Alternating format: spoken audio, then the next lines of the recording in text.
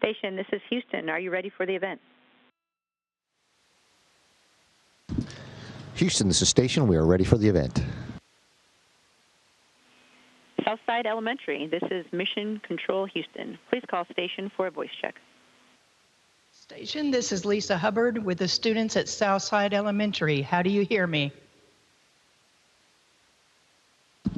Southside Elementary, we have you loud and clear, and welcome to the International Space Station.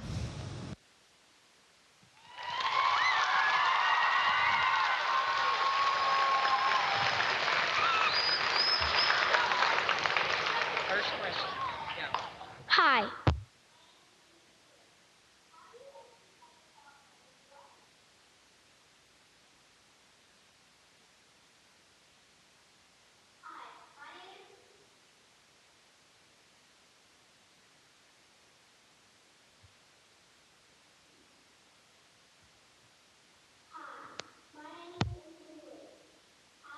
Size without floating away.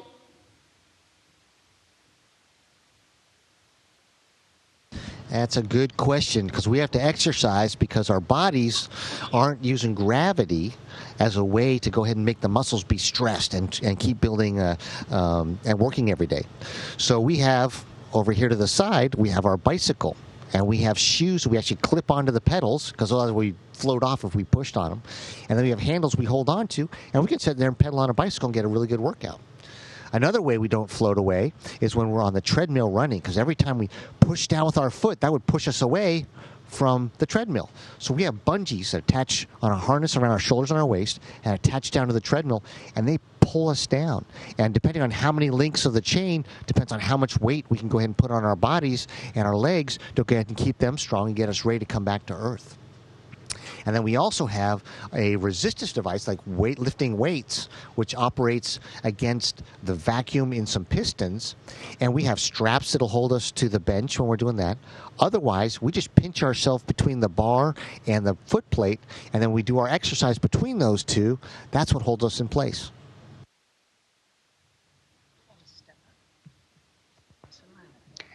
Hi, my name is Cassie Martell. Do you miss your family? Hi, Kathy. That's a great question. Yes, I definitely miss my family, but NASA has been very helpful because they've got us internet protocol phones, so I talk to my wife every other day about, and my children every week. And it's very nice to be able to share with them the amazing views we have from the windows on the space station.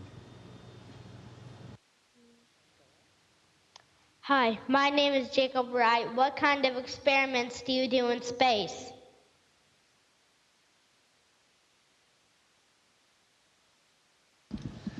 Great question, because that's what this whole orbiting laboratory is for. We got people from all over the world involved in the International Space Station doing science up here. We got experiments on this rack that do combustion, burning different flames at different temperatures and seeing how they operate in zero gravity. Maybe that makes planes allowed to be able to be more fuel efficient or maybe safer. We've got an experiment going on in the European module right now that goes ahead and measures our muscles and how our muscles respond and how our brain sends signals to our muscles. We had astronaut Joe giving blood today so they can see what happens to his blood, because he's been up here for 2 months now. We also have interesting stuff where astronaut Joe was growing lettuce. If we're able to grow lettuce in zero gravity, then when we go to Mars or someplace like that, we can take seeds instead of taking big, huge amounts of food. So we're doing all kinds of neat experiments up here that allow humans to live longer in space and maybe go farther into the solar system.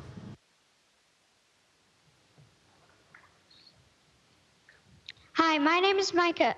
Do you have any plans for Thanksgiving? Hi, Micah. My plans for Thanksgiving include, just like normal, eating lots of food and then taking a nap. But seriously, the most important thing up here is the camaraderie of our crewmates. We're going to share a meal together for sure. It is a work day for us, but we'll enjoy some time together that evening. And then, of course, we're going to take some time out to connect with our families and try to participate as much as we can with what they're doing on the ground.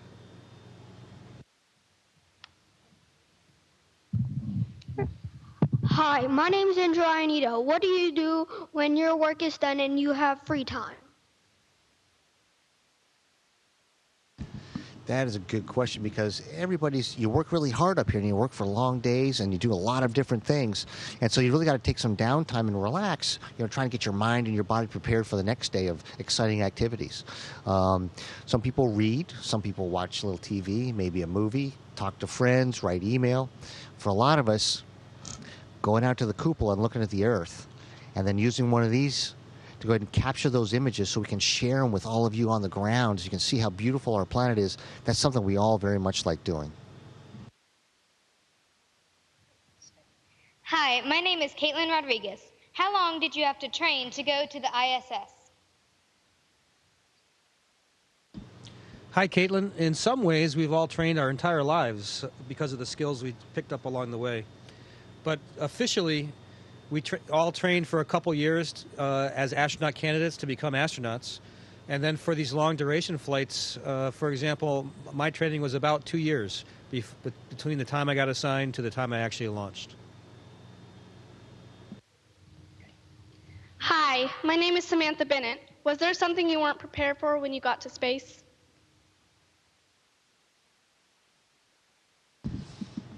The thing that is probably the most striking and you're least prepared for is the first time you're able to look out when you get to orbit. Our whole lives we spent looking at the horizon and it's flat. I mean, it's flat. That's what the horizon's supposed to look like. And you get up here to orbit, all of a sudden the Earth is curved. And right now, just looking at my hand, you guys can already draw the rest of the circle that you can see from the curve. And so that means all of a sudden this big, huge Earth that takes, a lot of time to drive someplace or fly someplace is all of a sudden a finite thing. And then you go around it every 16 times every day and you realize, wow, I am so fortunate to be here and be able to see this and be able to work here, as part of humanity's outpost in low Earth orbit. And that's probably the thing that takes the most, getting over the awe of that moment of realizing that everything you've ever known, everything you've ever done, every person you've ever known is down on that circle that is now a finite place. Hi, my name is Gabriel Carver. What are the best sights you've seen from the space station? Wow, there's a lot. My favorite category of things to see is places that are familiar to me with space in the background. And the reason for that is that it's really striking to me how places we call home really aren't that far away from being in space. The other thing that I've thought is very stunning lately is seeing rivers or waterways and the sunlight reflecting off of them. So because the water reflects sunlight so well, when the sun is in the right position relative to where we are, those waterways just glow. And that's really neat to see as you see all the detail for where the water is in an area.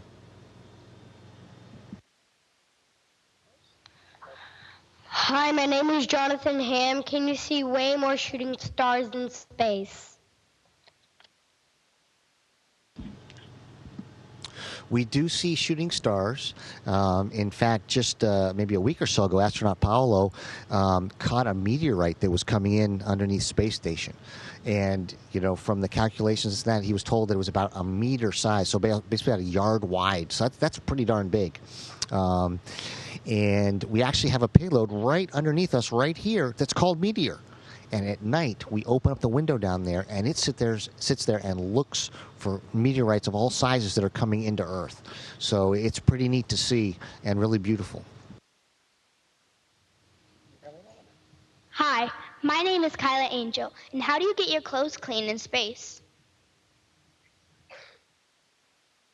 That's a really great question. And luckily for us, the space programs have thought through it very well, because it turns out that washing machines are pretty large and we don't have one on the space station. So what they did is provide us a logistics train to provide us with clothing. So here's an example of my clothes for 2 weeks. I get a couple shirts, a couple sets of workout clothes, a couple pairs of socks. So it's good enough to keep me going for a couple weeks right there.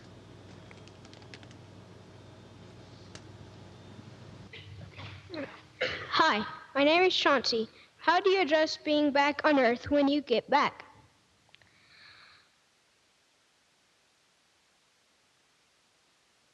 Adjusting back to Earth is it's you're happy to be back. You feel the weight of gravity. You smell the smells of Earth. But the bad part is you feel the weight of gravity. And so, if you guys were to go ahead and jump in a swimming pool with all your clothes on, and then get out. That's what it felt like to me last time when I returned to Earth. It was like you felt kind of heavy, and like your shoes were full of water, and so your feet were kind of clunky. So it was a kind of a strange feeling. I expect that after being up here for almost 5 months, it's going to be even heavier feeling when we get back to Earth. But I'm also working out on those machines that I told you about earlier. So I'm hoping that my body stayed pretty strong, and that it'll prove that when we go on long journeys and stuff to Mars, that all these exercise machines we're trying out and testing up here will make it so that when humans get to Mars, we'll be able to do exploration on the first day and be in good shape and be ready to do the whole Mars mission before we go ahead and go for the long journey back home. Hi, my name is Cruz Wright. How does your equipment stay attached to the wall? You know, that's a really great question, and it's funny you ask, because when I first got up here, that was one of the more challenging things about being in space, is keeping track of your stuff. So we use bungee cords and Velcro a lot, and it's important because if you let go of something on the ground, it's nice because gravity almost makes things feel sticky and things stay put. But here, they just float all over the place. So like Randy just showed you this, I can reach up. There's a camera on the ceiling, which is no different from putting it on a wall, and it's held there by Velcro. I've even got Velcro on my pants, so if I have something I want to temporarily put someplace, I can keep it there for a little while and have my hands free. And like I mentioned earlier, the bungee cords help out a lot too for a variety of items. Hi, my name is Allie McCrary. If we wanted to be astronauts when we grow up, what would your advice be? Well, Allie, if you look at all the astronauts anywhere in the world, I think the common thing that you'll see is that they all loved what they were doing. And I'm a test pilot. Mark was an Army officer. We've got Joe, who was a middle school teacher. We've got Paulo, who's an engineer. We've got medical doctors. We've got astrophysicists. We've got geologists. And they all loved what they were doing. And those experiences were something that NASA said, hey, we need to get all these different types of people here to be able to do all the different things that we need to be able to do exploration. And so if you find something you love, then go learn everything about it. Go to school. Go ahead and, get an advanced degree. Work in that field. Love what you're doing every day. And guess what? That may be the type of thing that NASA needs as we go to other planets. Hi, my name is Carson Marks. What is the most difficult part of your routine in space? Carson, my first impulse was to answer by saying trying to keep up with the schedule. But I realized that sometimes can be kind of fun. So the hard time is when you are doing something new and trying to understand what the instructions mean when you're not even sure what all the pieces of equipment are called. And it can be a very slow process to go through that, and make sure you do it right, because it's very important that we do it right when people have spent so much effort and time trying to get things up here to do experiments, and we're just their hands in a way. So new things and trying to do them efficiently is probably the biggest challenge for me. Hi, my name is Abby Hanna. Can you see storms from space?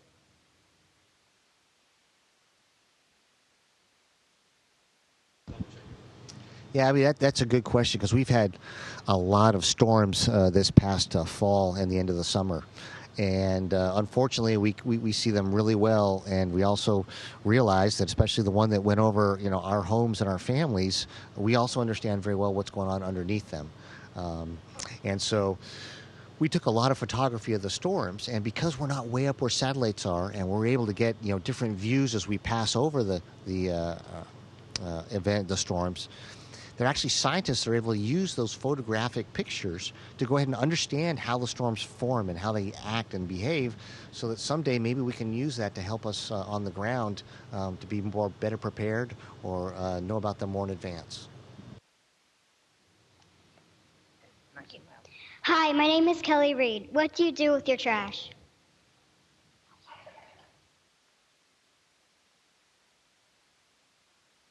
Well, first of all, we make sure we know where it is. We put it in a place where it's contained. And then when we have vehicles that come up to space to deliver cargo that we want to use, we make sure that they leave full of trash if it's the type of vehicle especially if it's the type of vehicle that is not able to land on the ground again, so one that burns up in the atmosphere on the way back. So we fill those up as much as possible with all the stuff that we don't need anymore, and that's how we get rid of our trash. And one little space secret is that, hey, if you see a shooting star, it might not always be a shooting star. It might be actually some of our trash from space station. Hi, my name is David Robbins. How do you cook? Well, David, we don't cook up here because it's kind of hard to keep all the ingredients from floating around. So they send up stuff that's prepared for us. We've got food in pouches like this one. We got freeze-dried food like in this one. So this doesn't weigh hardly anything even on Earth. It's really dried out. But we'll go ahead and put water in it and hydrate it. And then both of these types of pouches we put in a little food warmer that uses convection to go ahead and put the heat into the food. We let that sit for 20, 30 minutes, and then we're ready to have our dinner.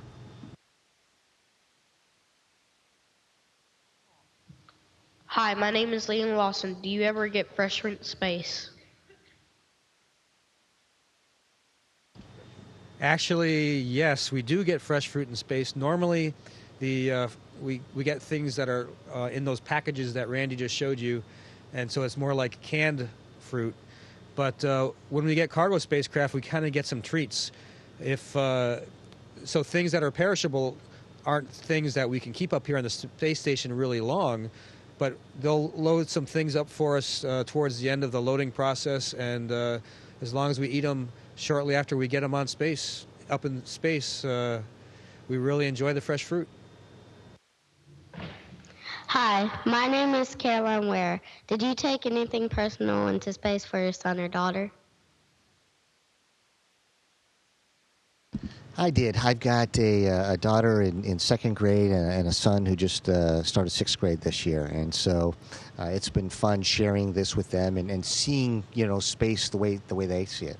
One of the things it did bring up for them was one of these, a spinner. And so it's been kind of fun seeing how that operates up here in space. And when this cargo wheel showed up, guess what? Astronaut Mark got one too. So now we've got two space spinners up here in space. And you can see how they're kind of stable. And then we'll be able to take them back and send them back to Earth. And then my kids will be able to play with it.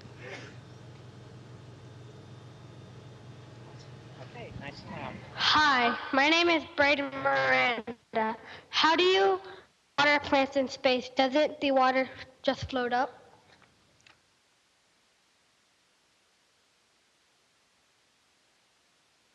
So I think the question was, how do we drink water in space? Doesn't the water just float up? Would you hand me one of those pouches? Just the food pouch, yeah. So although this is not a water pouch, we have empty pouches that are kind of shaped like this, and we can insert that onto what we call a potable water dispenser. So it'll fill up the pouch with water. So it's kind of like a water bottle in a way, but a space version. And then after that's filled up with about a cup of water, we have a special straw in it that we can close off. So when we're not actively using the quote-unquote water bottle, we seal it off, but then when we put it in our mouth, we open up that lever, and then we just suck on it like we're sucking on a straw. And there's a variety of drinks like that. There's smoothies to tea, coffee, orange juice, lots of green tea.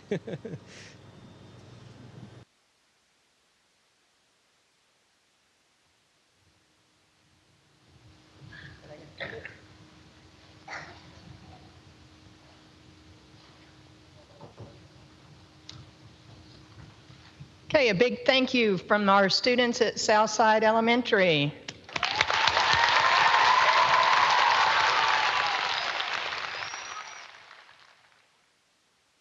And Lisa Hubbard, Joe wanted to say hello. Here he is making a last-minute appearance.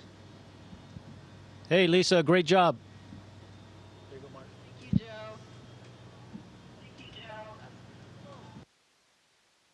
Station, this is Houston ACR. That concludes the event.